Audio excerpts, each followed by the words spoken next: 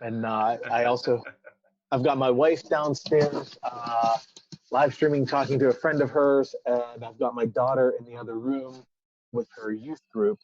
So I'm not quite sure how well this connection is going to hold up, but hopefully it will hang in there. Everybody else by now should have Tiger King cached on every device across the internet, so they can watch whatever they want and we can talk. I actually have not seen that yet. I have not either. I will admit I'm thinking, I think it's kind of like a cultural thing that maybe I should, just so I know what everybody's talking about. And then part of me says, no, you don't need to watch the train wreck. So what have you been up to, Adam? Well, as you might know, I'm a minister, right? And so that's been interesting. Okay, yeah. Figuring out how to provide pastoral care to people in these strange days. Yeah. Oh, absolutely. That and a lot of house cleaning. A lot of Zoom meetings. Yes. Awful lot of Zoom meetings. Yeah. They're the big winner of this whole thing. Yep. Microsoft Teams. I was able to ascertain that Microsoft Teams is a lot bigger in Europe apparently than it is in the United States, which is kind of interesting. Zoom in the U.S. and I think some Google stuff in the U.S. and then Teams overseas. But yeah, it's we actually earlier this evening we had live stream with our church, so we got to kind of remotely chat with our pastor. It was a lot like this, Facebook Live, answering questions as they stream by on the post for the live stream. But no, he's been going through actually just starting the book of Habakkuk, and so we're getting into that and talking about how it applies to our current situation. And like I said, answering questions. Took some time and answered questions after his lesson. So that was kind of interesting. We had a chance to basically everybody, not so much Zoom like this, but being able to get together in the same virtual space and at least chat, or there's a couple of different side conversations going on, and it was actually kind of cool.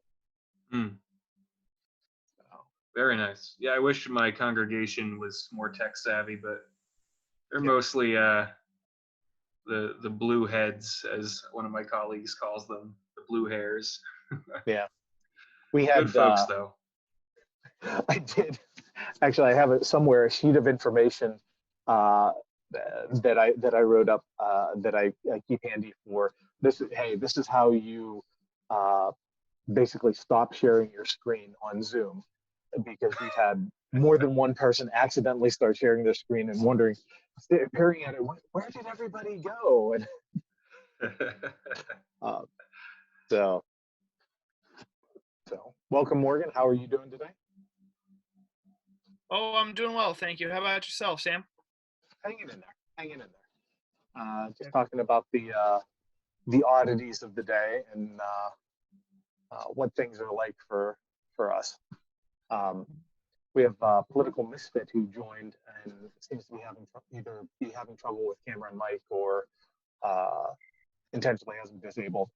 So hopefully he'll be able to join in. He or she, I should say. He, she, or it. I'm not, don't want to play favorites here. They will be able to join in. No, I don't know. Could be an artificial intelligence. Might be something from Facebook. I don't know. These are strange days. So yeah, just talking about taking care of each other, and Adam's minister, right? Adam, is that the That's proper correct. term? Yep. Okay. Yeah, I'm from a Catholic background, so I'm familiar with terminology there. I'm also going to a Baptist church now, so I tend to think of for the last 20 years or so, I think in terms of preachers and pastors, right? And preachers are folks like me who preach and teach, and the pastors are the ones who preach and teach and lead the church. So I guess you call me a pastor. That's what they call me at my Yep. church.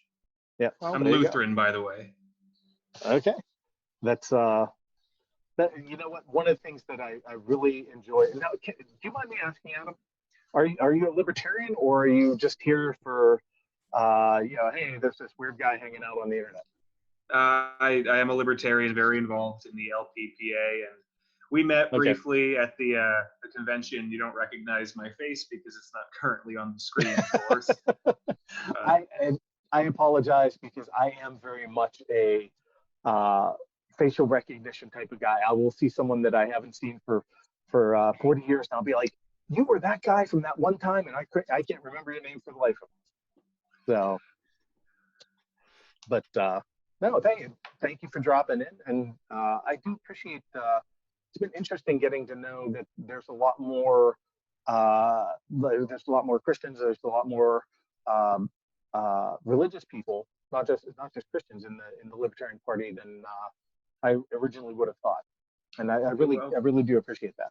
Myself and you may have met Ethan Bishop Henchman. Yes, we're brainstorming about putting together like a Libertarian Party Christian caucus of some kind, or a Libertarian Party faith caucus. So okay. when we get that ball rolling, if we ever do, I'll be sure to keep you in the loop on it. There's earlier this year, one of the reasons that I kind of transitioned. I'll be very honest. This is the 1-year anniversary. I announced my campaign on April 1st, 2019, and there were good reasons for picking April 1st. And well, I mean, it was a little bit, kind of a vermin supreme. Hey, I'm in on the joke sort of idea. But one of the things that kind of tipped me over into being more serious was I'd say maybe a month or two after I started getting involved and talking to people. Helen Gilson out in Ohio put together a Libertarian Christian caucus. I don't think it's gotten much traction right now. I think the idea was, hey, let's wait and meet up at the convention and kind of see what rolls from there. Okay. But and what was her name? Helen Gilson. If you know what, are we're friends on Facebook, right? I think I sent you a request. Let me check. Okay.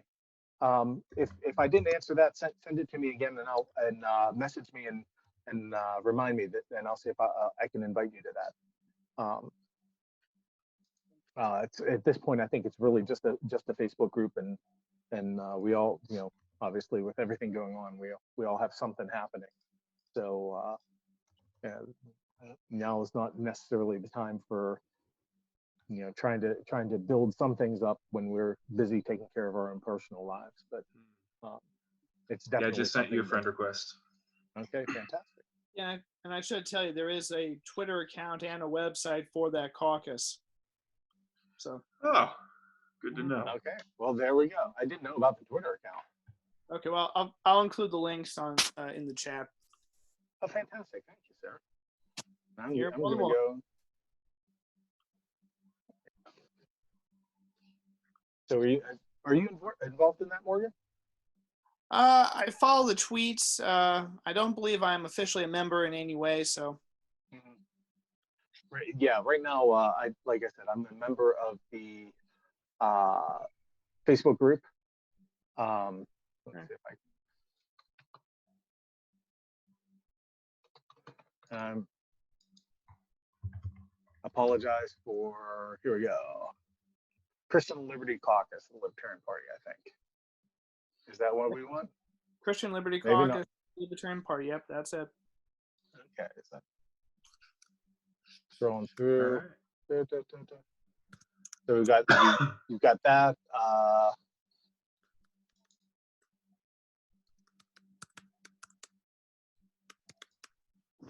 Things you miss when you don't keep up with things. Am I a member like that? Yes, I am. Okay, so there you go. Um, so we managed to round up somebody else to jump in there. And yeah, that was one thing. And the other thing that really, like I said, really kind of tipped my hand was finding out that there are a lot more pro-life people in the Libertarian Party than I thought. And that kind of it was really interesting. It was like showing up to a, I don't know, a costume party and realizing that you're hanging out with there's a bunch of people with clown noses, but a lot of them are really smart and really, you're talking about really interesting things. And it was a strange sort of event for me that kind of tipped me over to the edge and said, I think to be serious about this. I think I'm in this place for a reason, so I might as well run with it as best I can.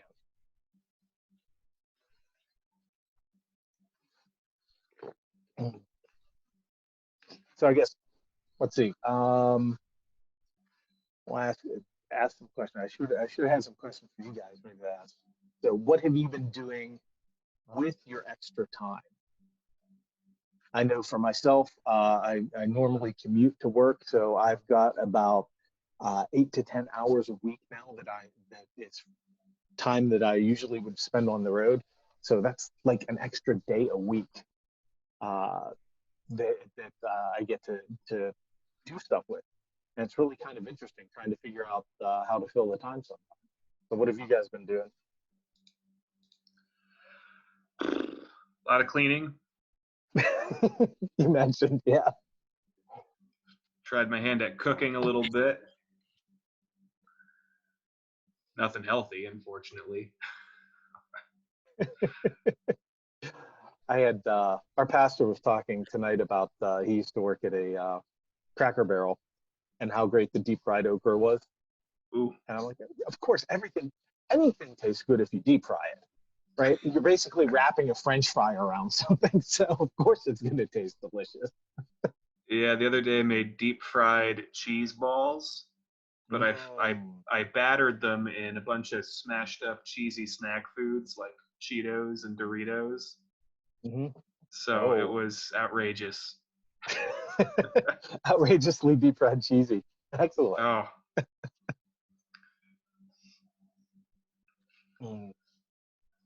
So I don't actually know much about your background, Sam. I don't know your life story or what you do for a living even. So maybe fill me in on that. Sure. Well, I am. I like to start off by saying I'm just this guy from Pittsburgh.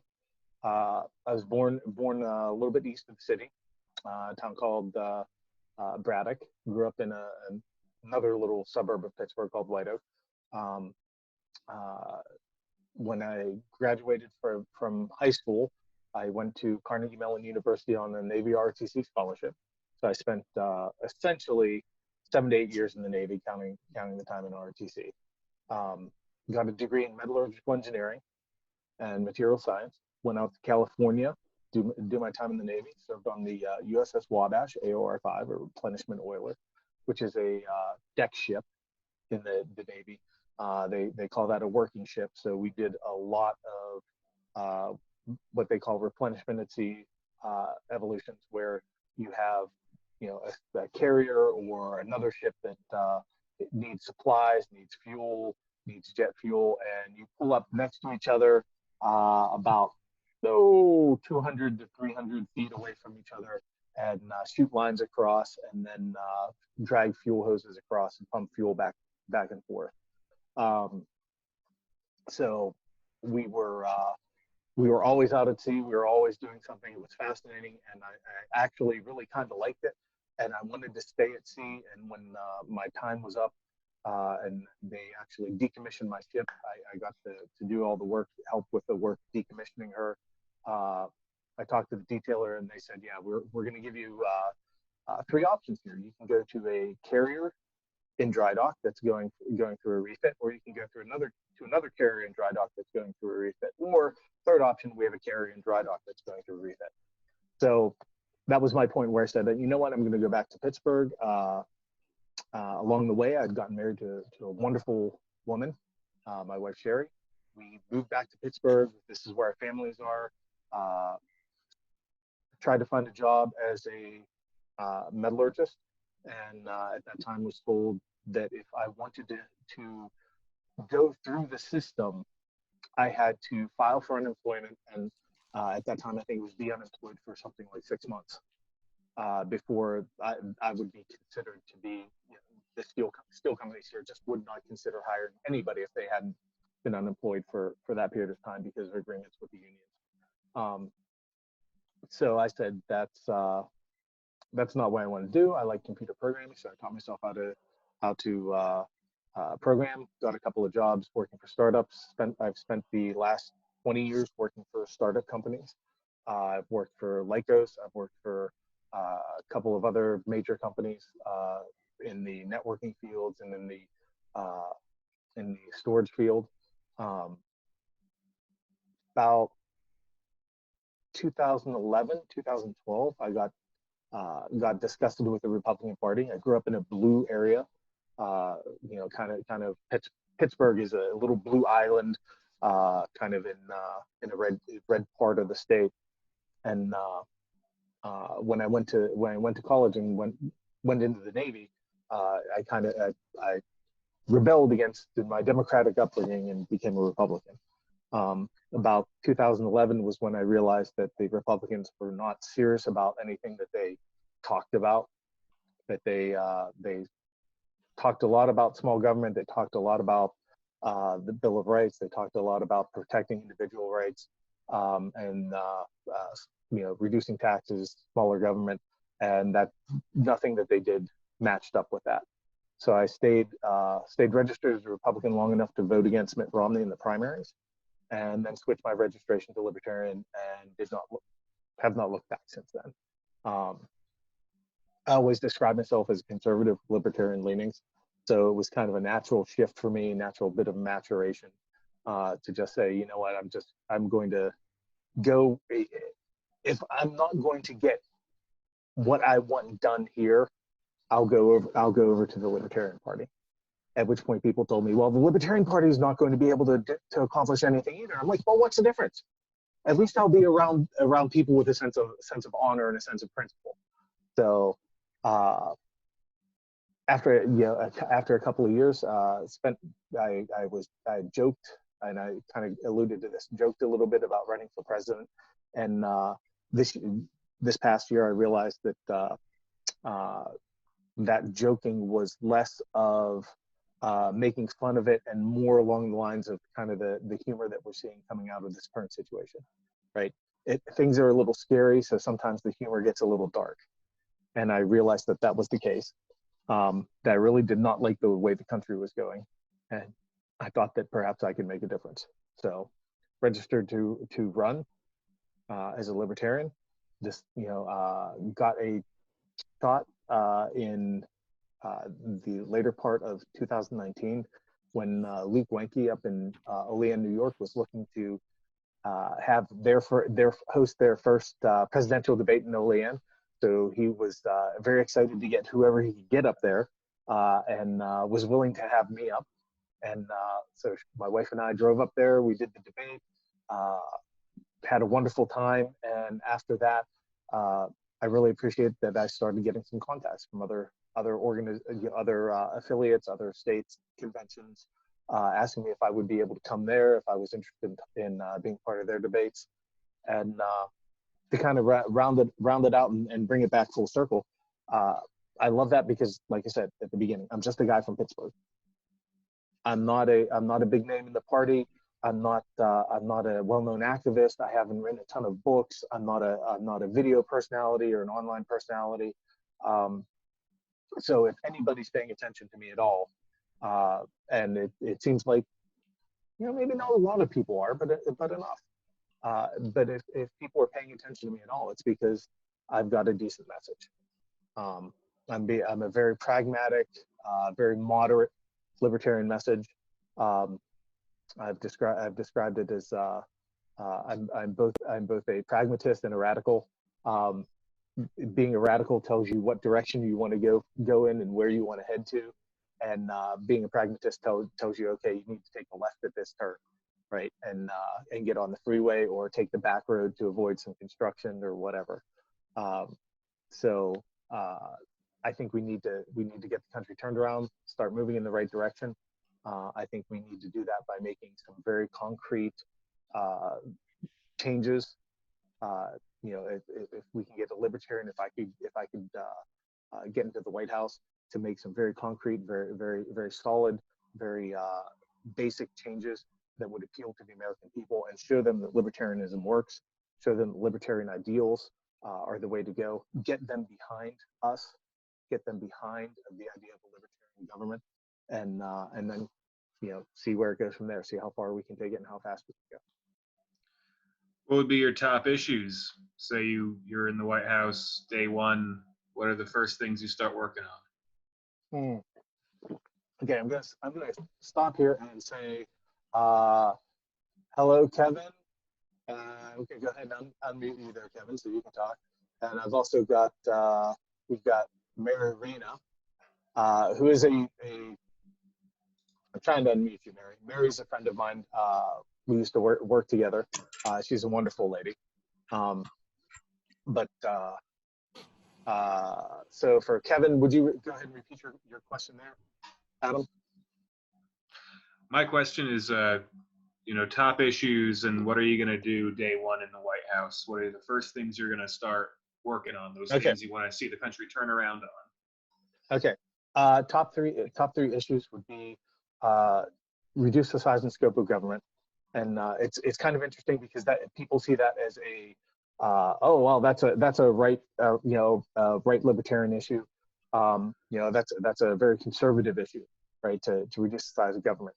And when I'm talking to someone who's more left, someone who's coming from a more Democrat background, really, I mean, you say, okay, well, what about reducing bringing troops home, eliminating fighting the wars overseas? What about drastically reducing the size of ICE and of the TSA? So speaking of which, the other three-letter agencies, those are all reducing the size of government. And you get people thinking along those lines. They're like, well, okay, yeah, I guess maybe that is something that I wouldn't have put it that way, but yeah, that is something that I would like to see happen. I would like to see a smaller government.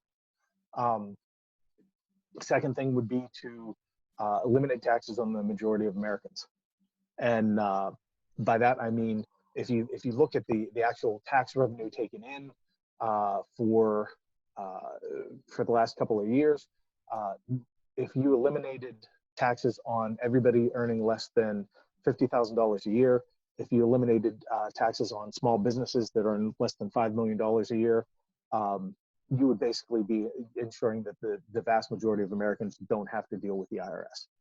I think you could probably get a lot of people behind you on that.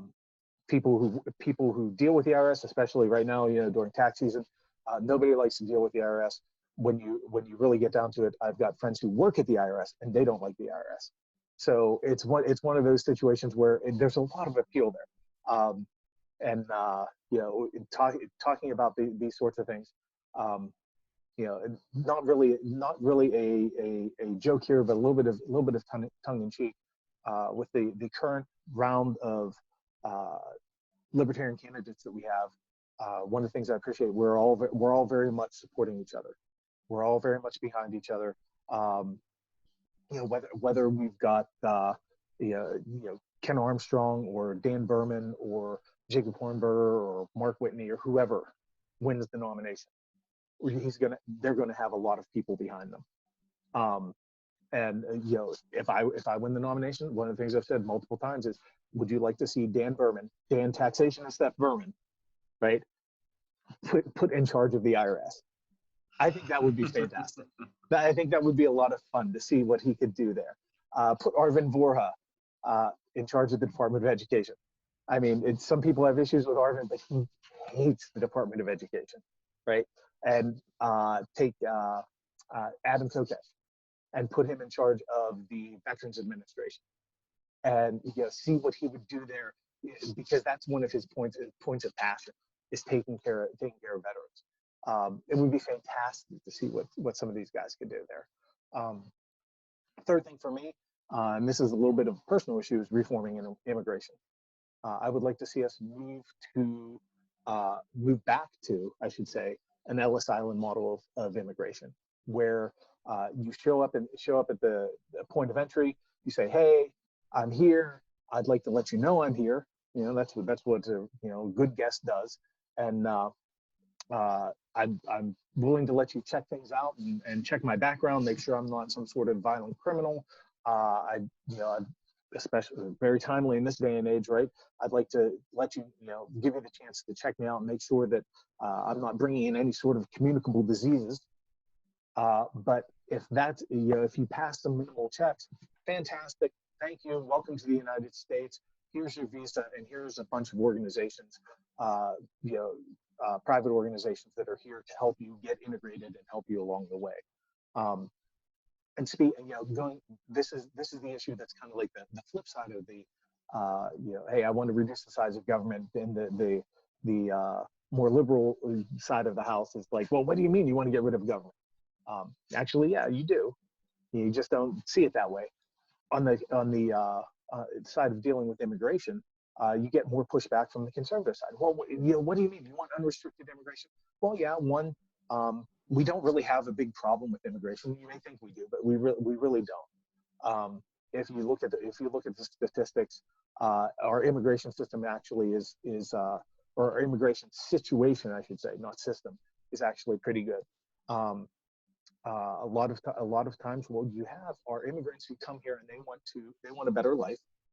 They want to build a business. They want to work hard. They want to raise their families. They want to provide education for their kids. They want to provide opportunity for their families that they wouldn't have back home where they came from.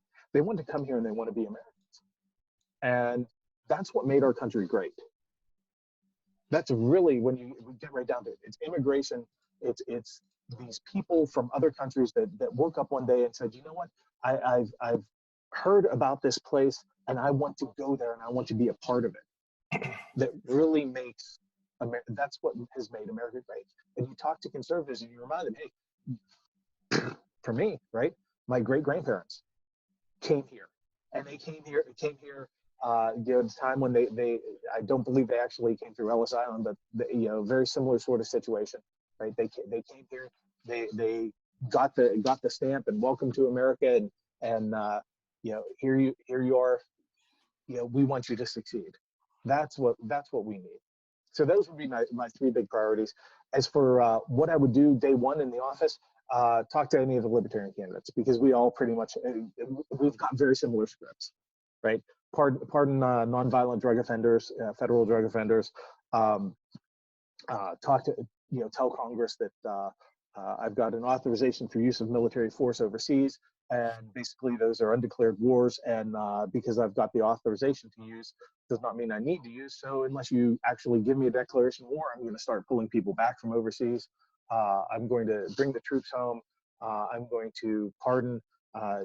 Recently, there was a discussion on Twitter.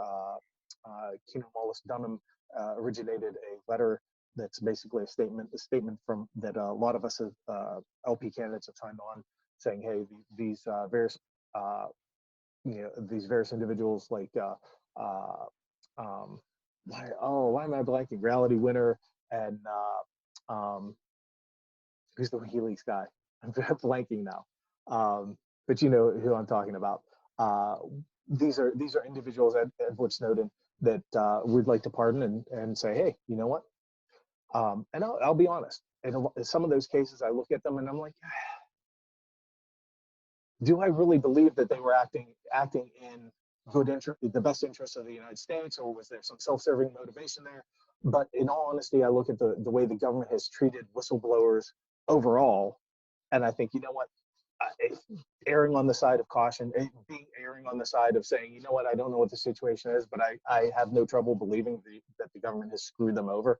I think that I absolutely would go along with those pardons.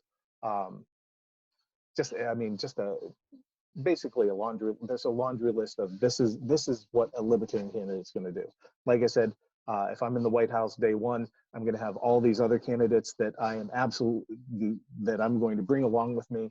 That I'm going to want to have there advising me. I'm going to want to have there being a check on me and make sure that I am not compromising. I'm not allowing any undue influences on me and my decisions.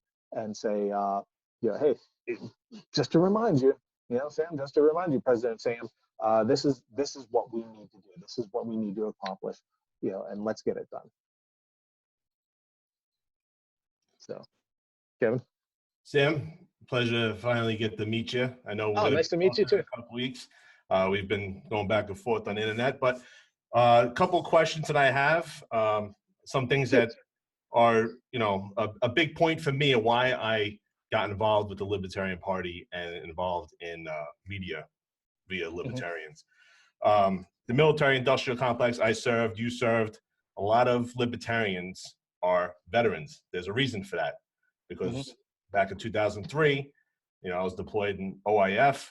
I'm sure during your time, I don't know when you got out, but a lot of veterans have an issue with the military-industrial complex. So in regards to the military-industrial complex, I'm a firm believer in defense of the nation and in time of war necessary. But as far as our troops are everywhere overseas. I mean, I think we might have more overseas bases than bases in country at this point. What would you do if elected regarding the military industrial complex, where we could get back to the pre-World War II model, I would say? And then the follow up on your, I don't know if you touched base also with the national debt, if you can touch, we just added $2 trillion. And I think 70% of that money went to actual people who were in need because they lost their jobs. Most of the money goes to the corporate crony capitalists, if you will, at the top that pay for the lobbying that goes on in Washington. What would you do to control that? Okay. So two questions. First one, military. I talked about bringing troops home, especially in instances where we're involved over in the Middle East, for example, where Congress has an undeclared war. That's a no-brainer on my part. Do we want to be over there, fighting a war that doesn't really? What are we doing, right? You look at the recently before, see, this is weird because I look back on this, I'm like, wow, this seems like it was years ago, but really it's just a couple of months. They had the papers coming out of the Pentagon saying, hey, yeah, we've been fighting a war over Afghanistan for the last 18 years, and we don't really know what we're doing, and nobody really knows what we're doing, but we're keeping it up because, well, if we didn't, we'd have to admit that we made a mistake. This is what it comes down to. Situations like that, that's just why are we there? Let's bring the troops home. We're going to remove ourselves from those situations. In some cases, you're going to end up with organizations or groups that are going to say, "Yay, we kicked the Americans out. Fantastic, fine. Believe whatever you want." Right? We'll bring the troops home. Places where we don't have to be. There are a couple of places where we have bases that are there by treaty. That's something that we have to, as president, I would have to hammer out with Congress and maybe get those treaties changed or revoked. But if we've got a base there because we said, hey, we want to, we twisted your arm in this country because we want to put a base here. You know what? We don't need that anymore. Fantastic. Let's bring them home. If there's an instance where a country says, for whatever reason, yes, we still want you to keep a base here. Yeah, fantastic. You know what? Talk to Congress and negotiate that. If you want a treaty, that's not something as a commander in chief. I don't feel is my prerogative to say, oh yeah, and by the way, we're going to place bases all over the world and maintain them. That kind of feeds into the idea of kind of what you were talking about in terms of the national debt. because when you start adding up these properties that we have overseas, there's a ton of them. There's a lot of places where we can probably get some, get some good money for choice real estate in a bunch of different places. Is it a lot? No, but it will help. It'll help pay for bringing the troops home. It'll help pay for some of the costs we're going to incur in shutting down these bases. But then ultimately, for the military, and this is something that I think sometimes people who haven't served have trouble understanding. They look at military members and they think, oh well, look at this guy. He's some I don't know, psychopath who just wants to go out and I'm thinking of Alice's Restaurant, right? I want to see blood and guts and gore and veins in my teeth. I just want to kill, right? And the truth of the matter is, a lot of the folks that are in the military, a lot of folks that serve, do it out of the best of intentions. They love their country, they love their families, they love their communities, and they want to protect them. And they get told that this is the way to do it. And they sign up, and they basically they go, and in some cases they may get to serve on a ship and go out to the Middle East and float around for a little bit and come home and didn't really see much action. Other people really have to deal with it because they're on the front lines and they're seeing it right up close and personal. But we need to shift from being the world's policeman to bring our military back, pulling them back into being national defense, as opposed to power of projection. And I mean, mind you, I'm not saying, oh, we need to get rid of our carrier fleets. We need to get rid of our ability to patrol the sea lanes. We need to get rid of. No, I'm saying we need to keep those, because sometimes you do need to project power. Sometimes when somebody hurts you, if somebody were to hurt us, we would want to take the battle to them instead of fighting here. But we want that to be a very, very rare circumstance, and we want it to be something that requires basically Congress to get together and talk. Basically say the will of the American people is yes, this is a fight we're going to involve ourselves in. I'll steal a line from Jo Jorgensen. I like her description of America as a Switzerland, armed neutral, right? We don't, an armed society is a polite society. I think on the international stage, we want to be known as an armed country. We don't want people thinking that they can push us around or harm us or harm our people or harm people that are near and dear to us. But we also don't want to be brandishing those weapons in people's faces and using them to threaten people. I guess my follow-up would be, if there is a libertarian president, you're still going to have a majority of a Democratic House and a Republican majority in the Senate or whatnot. You're not going to have many libertarians to work with in Congress. How would you get these things achieved when the Congress holds the power of the purse? Yeah. Congress holds the power of the purse. The president actually has a lot of leeway in how things get spent or how things don't get spent. Basically there's, and trying to remember, I think it's the Empowerment Law that says that if the president does not spend funds in a certain amount of time, that they revert back to Congress. There's nothing there that says that Congress can't turn around and say, well, here we're going to give you these funds again, and we expect you to spend it this way. And there's nothing that says that as a president, I can't say, well, thank you very much, I'm just going to sit on this for another 3 months, right? We can play that game as long as you want. There are other things. One of the things that I like very much that I don't think gets talked about enough is that the president has the authority to appoint heads of various agencies, which doesn't seem like a whoops, sorry there.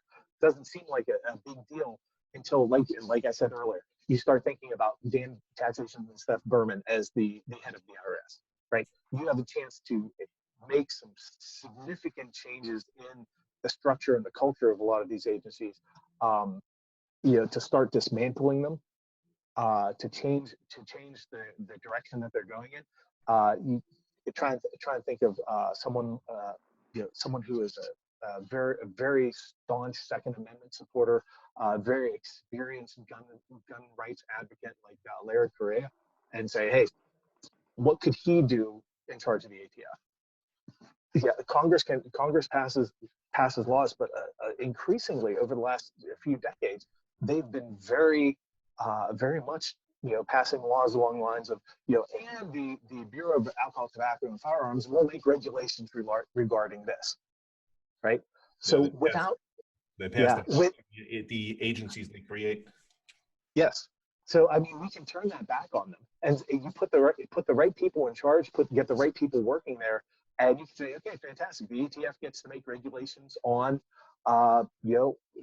whatever, assault rifles. Fantastic. Here's our regulations on assault rifles. They're amazing, and everybody should own one. That's just a recommendation. We're not actually telling you have to go out and buy one. Stamp it. There you go. Done. Right. Various other agencies you can think of the same thing. Department of Education. In my mind, it's completely failed its purpose. There's probably a lot of good-meaning people there. There may be a lot of things that a lot of programs there that people think are worthwhile, but in all honesty, they're things that should not be handled at the federal level. So what we're doing in that case is we're taking money from the states, we're pushing it through the federal system. You've got all this friction, and you lose a bunch of value. And what dribbles out at the end, we redistribute it in certain ways to the states. One of the things that I've said is, hey, if I'm going to shut down, I'd like to shut down the Department of Education. If Congress won't let me do that, if they keep on saying, no, you have to fund the Department of Education, fantastic. Here's what I'll do. I'll fire everybody. I'll have one guy sitting in a room, and his job will be once a month to write 50 checks, one to each state. And we'll just distribute that money back to the states, right? That gets rid of all the overhead. The money comes in, the money goes back out. Okay, it's not the best of situations, but at least we are getting rid of that break and that impediment in government. We're allowing that money to go to someplace where at least hopefully someone has a slightly better chance of spending it well, or at least putting it towards something that could benefit the people of the state. The Department of Education, like it's a big waste. I agree with that. It's amount of money. It's younger than me. You know what the crazy thing is? I just read a statistic today that only 17% of the money that goes into the school's budget comes from the federal government. So why are the states so reliable on the federal government for money? It's just free money. That's all they want. It's not, well, here's the weird thing. It's like 17%, and then I think if I'm remembering, I can't remember if it's 37 or 40% of their expenditures towards compliance with regulation go towards meeting requirements from the Department of Education. So they're getting 70% of their money from the Department of Education, and then turning around and spending 40% of their money that they get on compliance with what the Department of Education. So it's even less. Yeah, it works out to be like, okay, can you get by with 10% less? And in most cases, they'd say no, right? Can you get by with 10% less if we stop taking all this money from you, from the citizens in your state? Probably. So,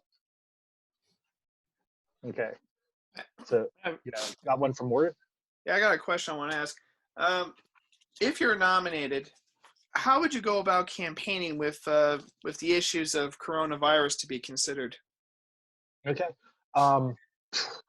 That's a great one. And no matter who the candidate is, we're going to have to think about that. We're seeing the first elements of that right now, I think, with all the various candidates getting together, doing this sort of thing, a virtual town hall, question and answer with people, trying to get together virtually as much as you can.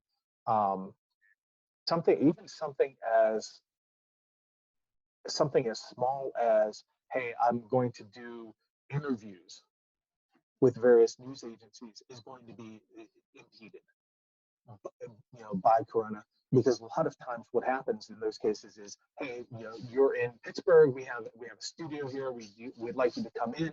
but what's going to happen? Is that studio essential business? Is it something that you're going to be able to do all the time? And yeah, CNN would like to do an interview, but they don't have a studio here. So how are we going to make that happen? It's going to happen over the internet. And that's really what it's going to be. It's going to be a matter of campaigning online. It's going to be a matter of campaigning in social media and in the media, getting recognition from mainstream media is going to be hard. Doesn't matter who the candidate is. It's going to be an uphill battle all the way. I think that's why, at least this year, the organization and the friendship, camaraderie that we have between the candidates is going to be very important. For example, if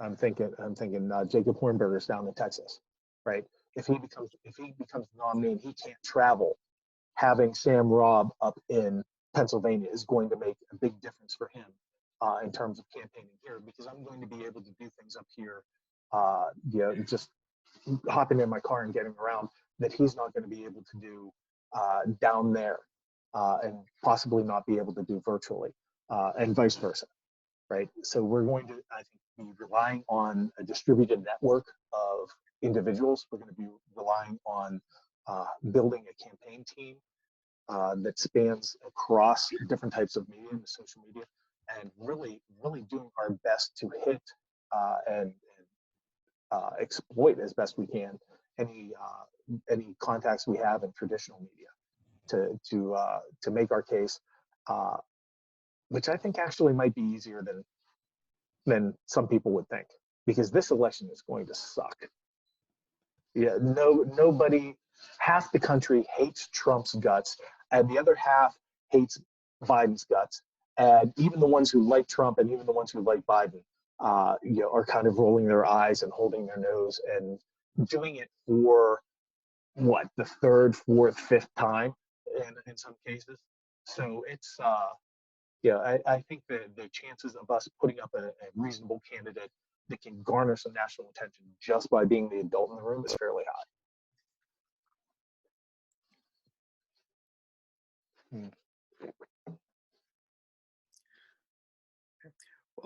Well, I'm going to be heading out now, so thanks again for answering the question. I appreciate it. No problem, Morgan. Thank you for stopping in, man. I appreciate it. You bet. You have a good night, Sam. You too, sir. All the rest of you too. Sorry, I had a. No, I know it happens. So might as well ask another question then. If nobody else has, the U.S. Department of Defense this just came through my feed. I don't know if you heard about this. The National Defense will deploy extra aircraft carrier and ships in the Pacific and the Caribbean Sea to enforce drug trafficking in the region.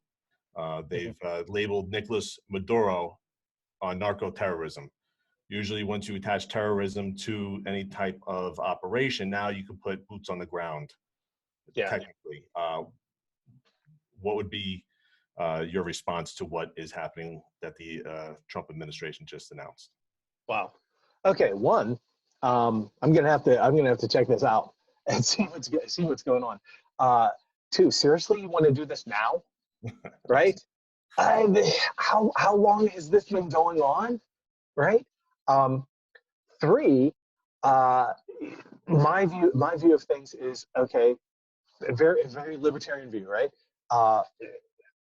We've had a war on drugs for how many years? We've got an increased problem with drugs. We've had a war on terror for how many years? How much terror have we actually gotten rid of? We've had a war on poverty since the 60s.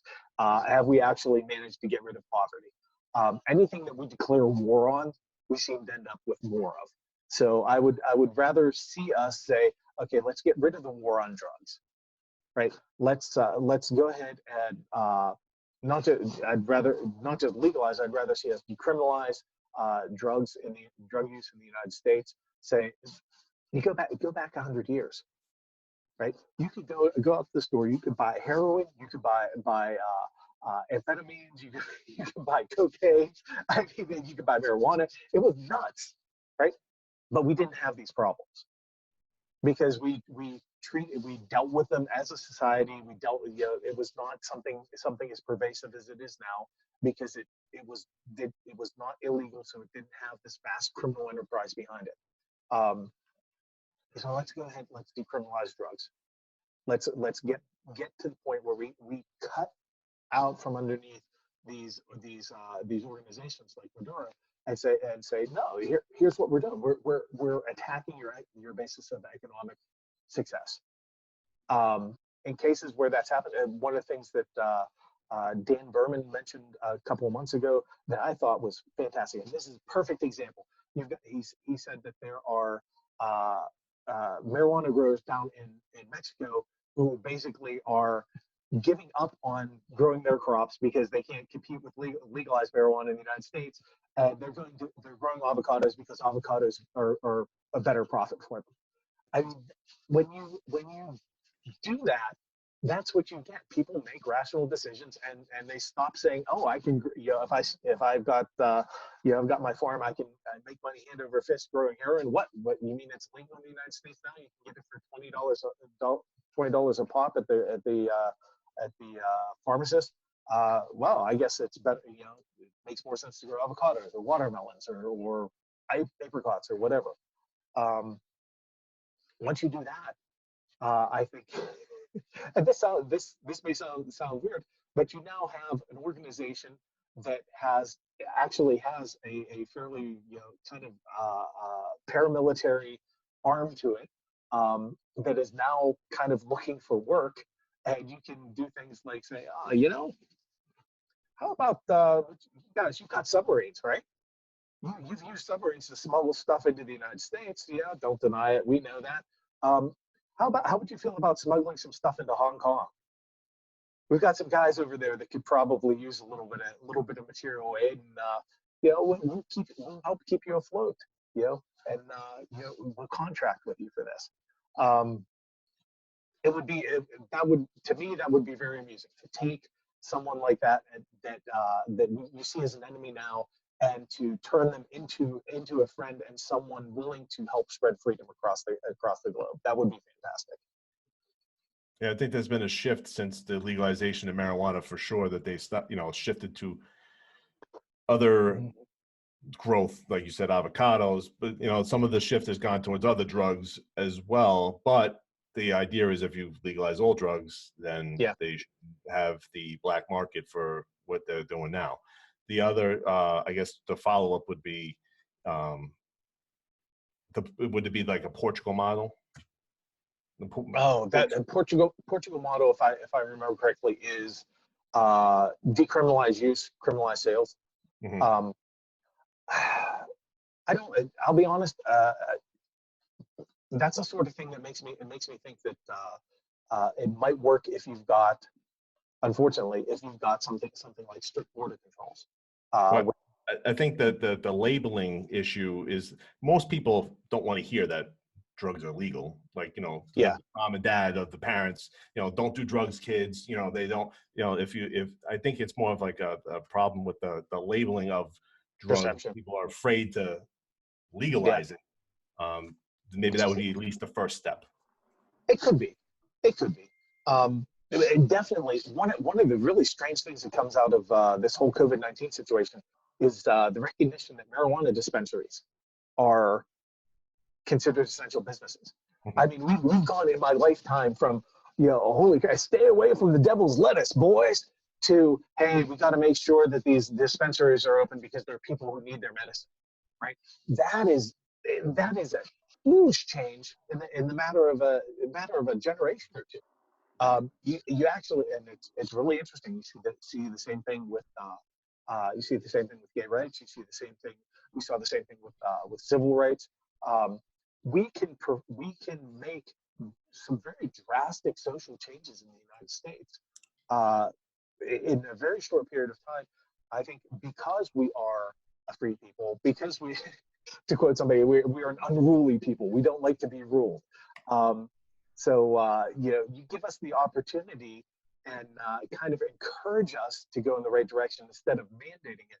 And I can see, maybe not in my, in my lifetime, but definitely my girl's lifetime, we might reach a point where, hey, drug decriminalization is one of those things, and they talk about that like, yeah, do you believe that back in the 20s they thought they could ban alcohol and that would work out, and in the 80s they thought they could ban heroin and they thought that would be great. Look what it got us. And aren't we glad that we live in a much more enlightened society now? Absolutely. And then I'll ask my last question, and I'll take it easy. Sorry, I saw the notice. Said, you know what? Why not go on there and ask some questions? I think you and one or two other candidates, the only candidates I haven't spoken to yet on my podcast, and we'll have to get you on my podcast if you're interested. Oh, absolutely. I'll break in. Have you had a chance to talk to Ken Armstrong yet? I have, yes. Yeah, and I'll plug him. He's doing a town hall tomorrow night, I think. But Ken is absolutely one of the really good guys.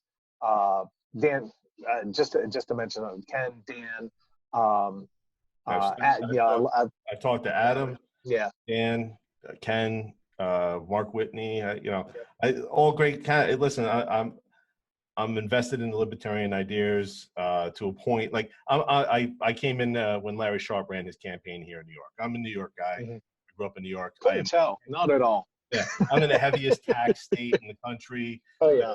Property taxes are through the roof. So when I saw Larry Sharpe doing his campaign, I was very interested, and then I grew from there. So yeah, Larry's a great guy. Yeah. And my thing is, the purity test. Is the thing that I might have an issue with.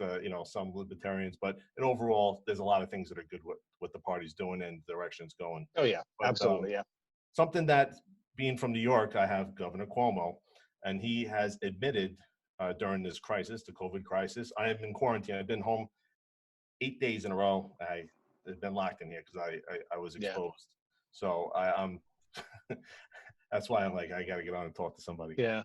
Thank you for being willing to do that. And I'm going to say, I know that the governor's told people to, but I also know that there's a lot of libertarians that are like, yeah, I've been exposed, and my wife and I did the same thing. We were out on the campaign trail. We came home and we're like, okay, we need to absolutely minimize contact with as many people as possible because we don't want to be the carriers. Yeah. Right. I don't want to get anybody else sick. Now, one thing he did mention, which I was so happy to hear him mention, is the amount of red tape that he had to cut in order to get production going on a lot of the things that are needed, like the respirators and a lot of the medical supplies, the masks. There's so much red tape in government, which slows everything down. Now they have admitted, both him and the Trump administration, that they had to cut a lot of red tape in order to make things function better, to things to happen faster. How do you build on that if you were elected to ensure that red tape gets cut and the waste is out of government? Because obviously, in a situation like this, if this is a crisis and they're able just to, move the rules out of the way, why are the rules in place all the time? Exactly. And that's absolutely, there's a group, and I've got a link on my Facebook page to them. When I first posted it, it was over 100 rules, and I now think it's like 120 different rules at the federal, state, and local level that have been axed to make or relaxed to make things easier. And there's still a lot that people are running into. Dealing with trying to develop treatment regimes, trying to develop vaccines, trying to coordinate between one of the things I was reading about folks working on vaccines, trying to coordinate between the CDC and the FDA, and you've got one agency saying one thing and another agency saying another, and it puts the brakes on everything. And you've got these people who are like, yes, we have a lab, we want to start working, and they're like, well, in 2 weeks, once we get through this review cycle and we get, government makes everything worse. Yeah. Government makes everything worse, and that's what we're seeing. If these rules don't make sense in a crisis, then they need to be something that we just get rid of, because if we put them back in place, what we're guaranteeing is the next time we run into this sort of situation, we're going to run into this sort of situation again. I hate to say it, You look back, I actually just did a little segment on YouTube talking about this. You've got H1N1, you've got the swine flu, you've got bird flu, you've got MERS, you've got SARS, you've got COVID-19 now. You've got scary things out there like Ebola, outbreaks in Africa. And now what's really scary to me is that we have demonstrated as a country and as countries across the globe, that if you want to really hurt someone economically, if you really want to hurt someone socially, hurt a nation socially, what all you need is a contagious disease with a high mortality rate. Genetic engineering is a reality. And one of the things that I'm worried about is that I think I look at this situation and I think, okay, we're fortunate. I think we're getting a dry run.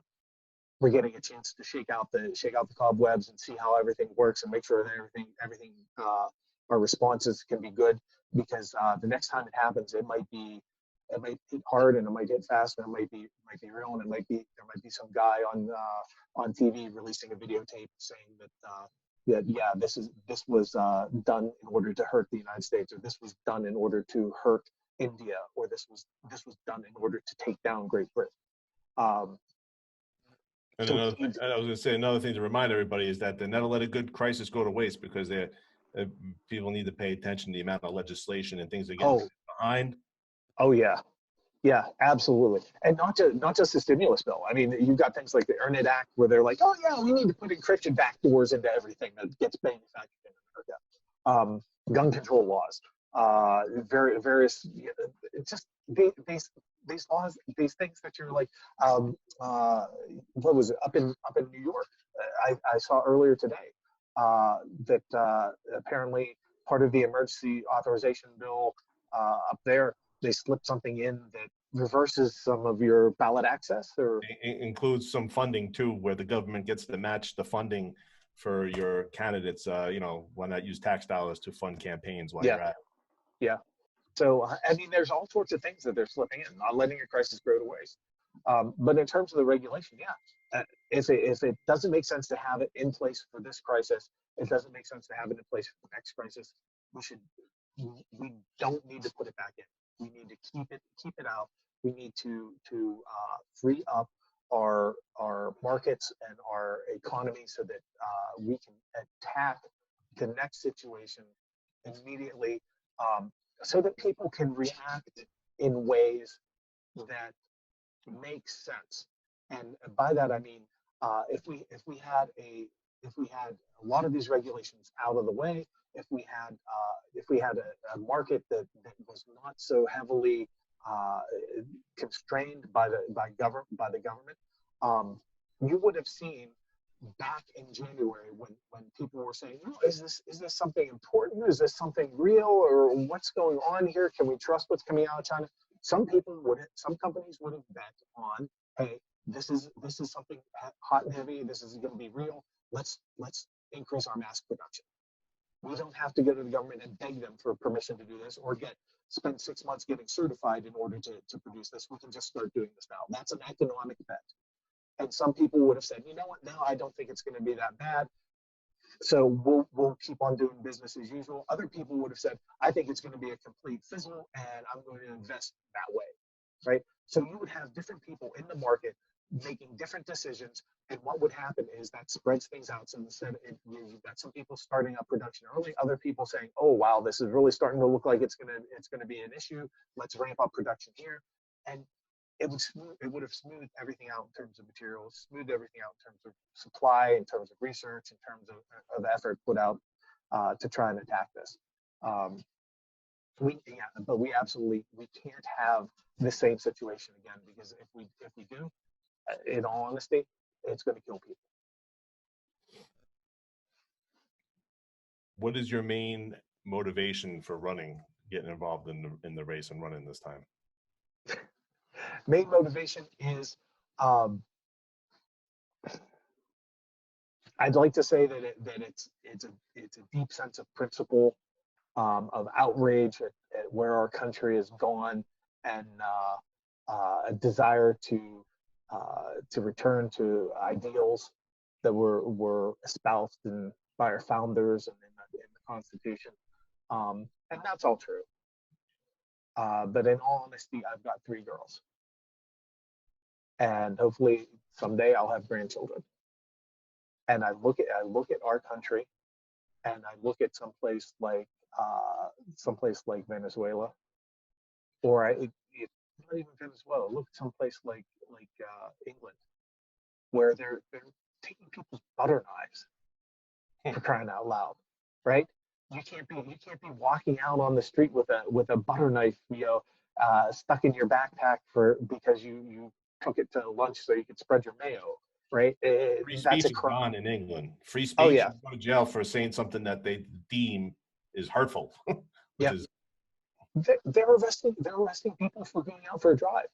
You go out into your garage, you get into your car, you open up the garage door, you go out for a little drive in the countryside because you're going stir crazy at home with your wife, and you come back home and you pull in your garage and they arrest you, right? It's nuts. I don't want to see us going down the road of a fast crash like Venezuela. I don't want to see us going down the road of a slow, steady, just pretend it isn't happening, 1984 sort of society that you see in England. I want my children to be free. I want my grandchildren to be free. I want them to be able to live their lives the way they want. I want to see their children succeed and grow and prosper in ways that I can't even imagine. So that's really what it comes down to, is I'm doing it for them because they deserve better than what we're giving them right now. I will agree with you. I'm in the same boat with the little ones. I got 3. Yeah. Oh yeah. So. They're a burden and a blessing too. Yeah. I'm actually gonna take a section here and say, I've got a question from Political Misfit, and I wanted to know, do you manage your own Twitter, or did you have a social media team? Past tense, because they've been off of Twitter for Lent, which is actually a really good idea. I did not have a Twitter account until I started my campaign, and in a lot of ways, I kind of wish that I didn't have a Twitter account. Social media can show you really some of the worst sides of people and some of the best sides of people. I've seen, on Facebook, on Twitter, and various other platforms, just some really like, holy cow, I can't believe that I'm part of the human race with you. And others where you're like, man, you've just shamed me and raised the bar so high that I feel like I can't succeed. But no, I've been managing my own social media. This is a very small campaign. I've got a couple of volunteers, some folks that help me out with a little bit with managing issues on Wikipedia, with managing some social media, but mostly it's been Sam Robb, doing Sam Robb stuff and being Sam Robb. So, okay. And anything else, Kevin? Listen, I could talk this stuff all day. I don't know how long you want to stay up.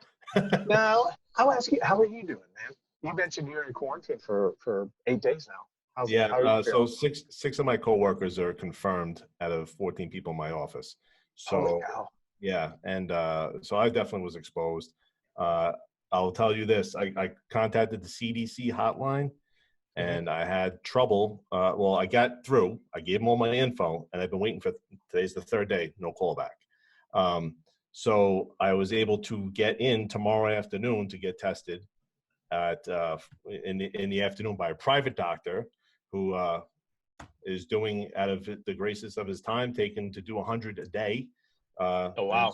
And testing people. So the private sector comes through, and I'm still waiting on the government to call me back. Yeah. In the meantime, hopefully everything's okay. But I've had mild symptoms. I'm stuck inside. My family's away right now, so they're not anywhere near. It's it's tough in New York. New York's getting hit with the worst of it. I mean, you got JFK, you got LaGuardia, you got so much international business coming in and out of here. What do you expect? But people in New York, at least I'm on Long Island, so people here have been very good about social distancing. There's no cars on the road except for, I assume, essential personnel doing their duties, which is great. So people are doing what they're doing. I've been helping out the small businesses before this got locked down. I gave my barber a big tip, knowing that I wasn't going to see him. That's why I'm wearing a hat. My hair's already. I started growing a beard. I said I'm going to shave when I get out of quarantine. I'll be clean shaven again. So I get the Sam Robb going right now. I don't know. I think the beard looks good on you, man. I think it looks sharp. They're going to make a comeback. Right. But so things in New York are, I would say the fellow New Yorkers are doing what they're supposed to be doing for the most part, and hoping that this crisis gets through quick. So, yeah, I do find myself wondering if we're going to learn a lesson from this in terms of population centers and population density.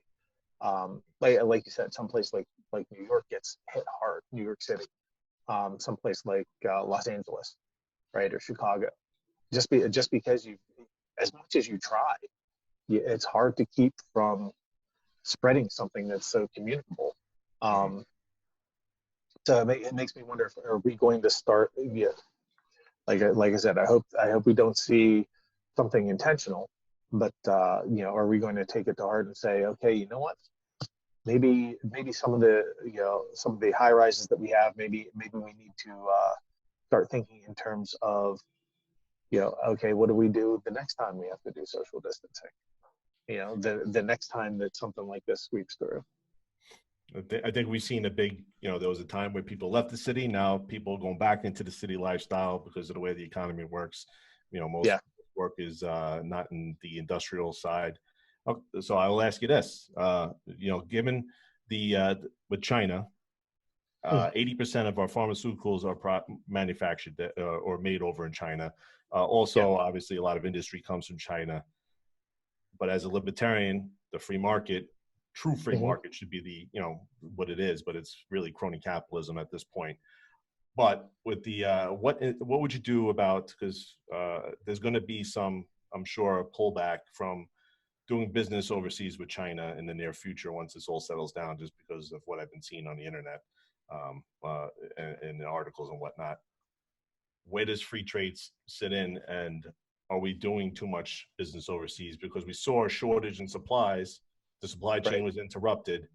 How do we make sure that supply chain doesn't get interrupted next time, being a open free trade type of, I guess, ideology?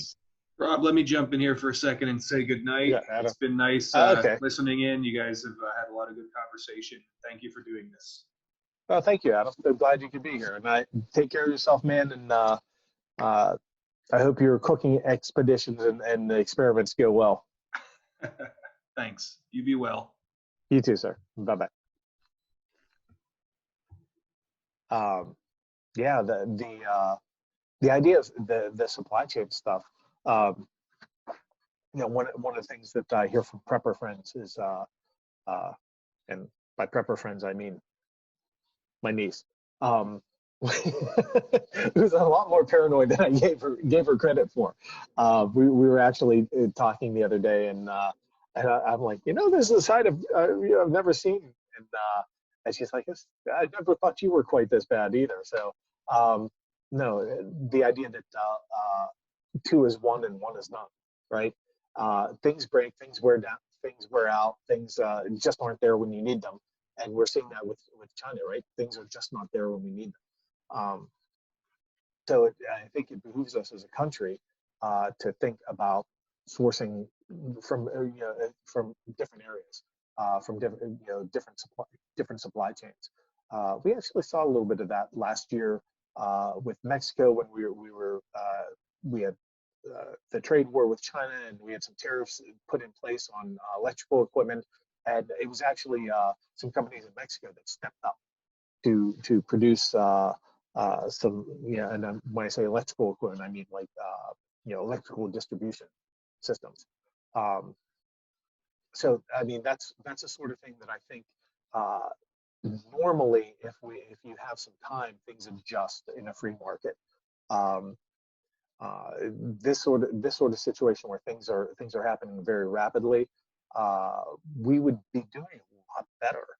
We wouldn't be so reliant on China for some of these drugs, for some of these productions, if retooling and refitting a plant to produce the needed pharmaceuticals here in the United States was not something that was hampered so much by the regulation and the inspections and the various other things that we have going on.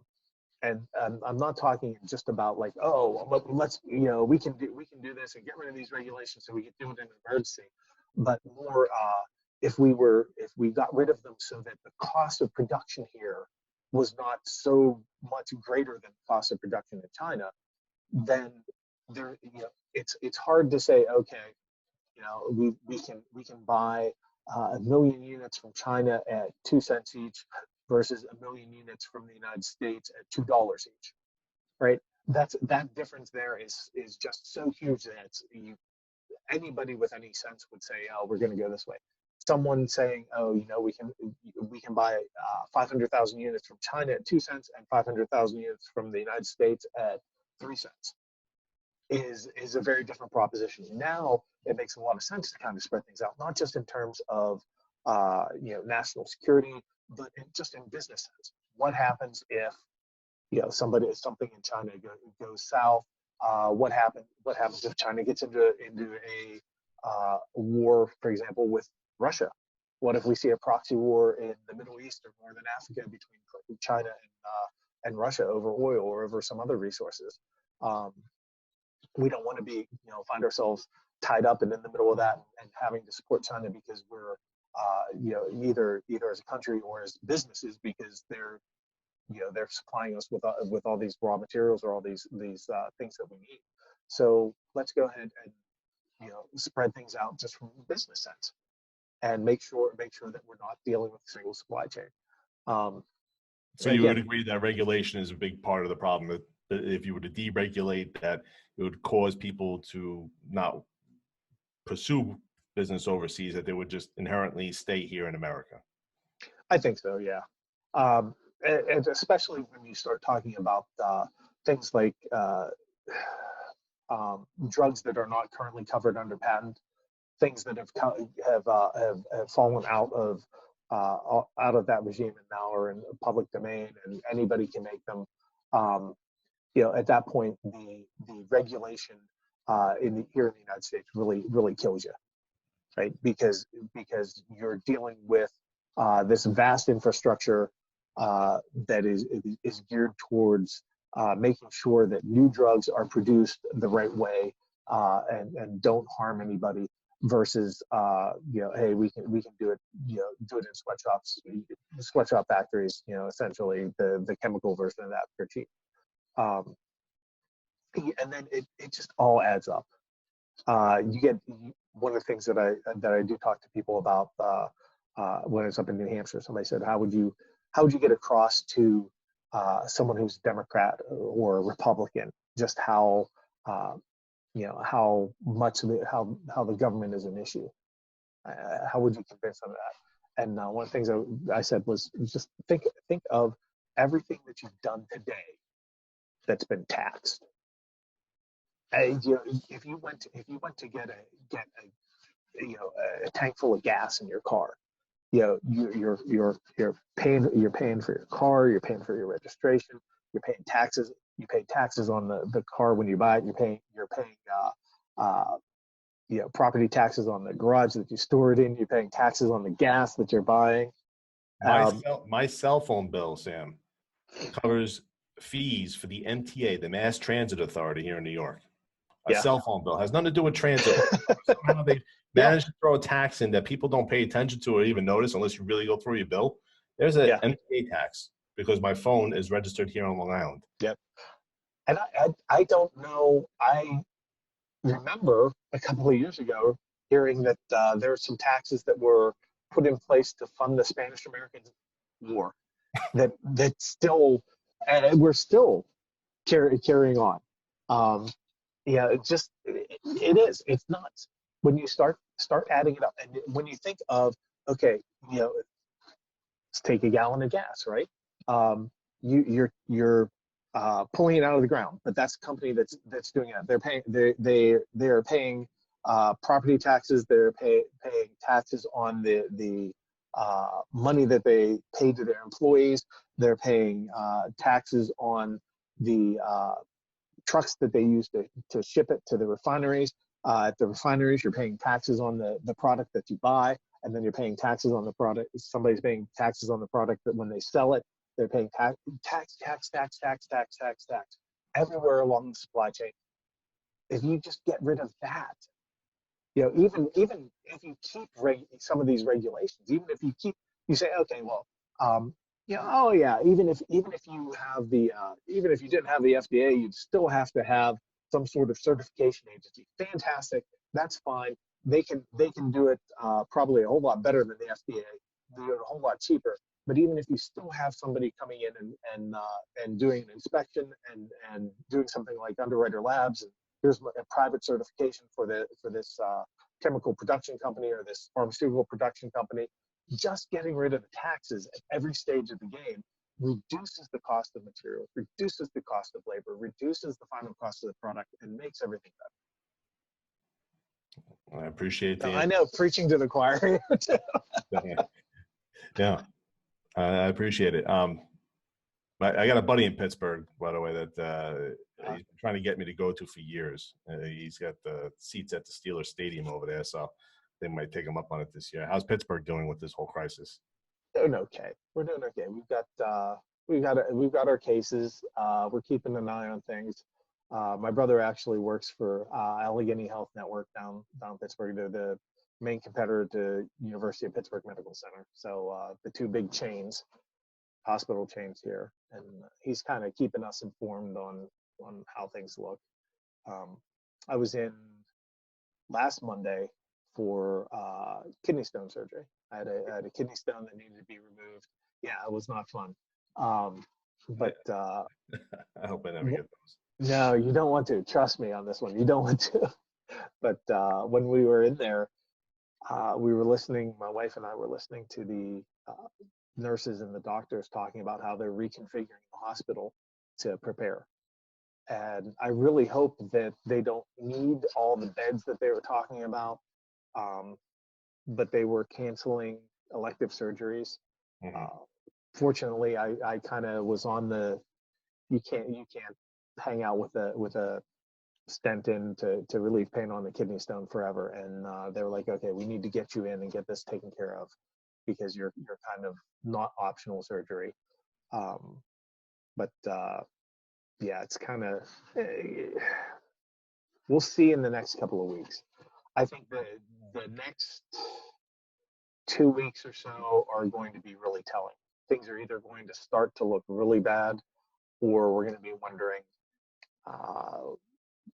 what are we doing here? I hope it's the latter.